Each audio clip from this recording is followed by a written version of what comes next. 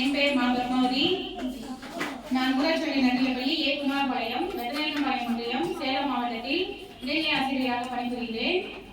Online கல்வி radio மற்றும் கல்வி கண்திறந்த காமராஜர் அறக்கட்டளை இணைந்து நடத்தும் வல்லவனுக்கு புல்லுமாயம் என்ற தன்னார்வ படைப்பாளர் செயல்பாட்டில் 8ஆம் வகுப்பு மாணவர் எம். தனீஷ் அவர்கள் கலைடாஸ்கோப் செய்துள்ளார். அதை பற்றி இப்பொழுது உங்களுக்கு விளக்குவார். அனைவருக்கும் வணக்கம். என் பெயர் மோ. தனீஷ். நான் 8ஆம் வகுப்பு படிக்கிறேன்.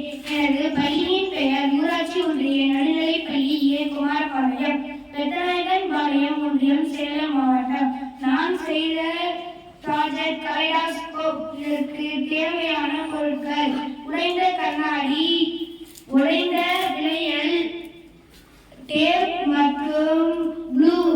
இதை 3 கண்ணாடிகளை முக்கோணத்தை போல் ஒட்டிக்கொண்டேன். உள்ளே உடைந்த விளையலை போட்டு இருபுறத்திலும் கண்ணாடியை ஒட்டிக்கொண்டேன். இது நம் கண்களில் பார்க்கும்போது உள்ளே பிம்பங்களாக தெரிகிறது. இது ஒளியின் பன்முக எதிரொலிப்பு தத்துவத்தின் அடிப்படையில் செயல்படுகிறது. எண்ணற்ற பிம்பத்தை உருவாக்கக்கூடிய சாதனமாகும். இதை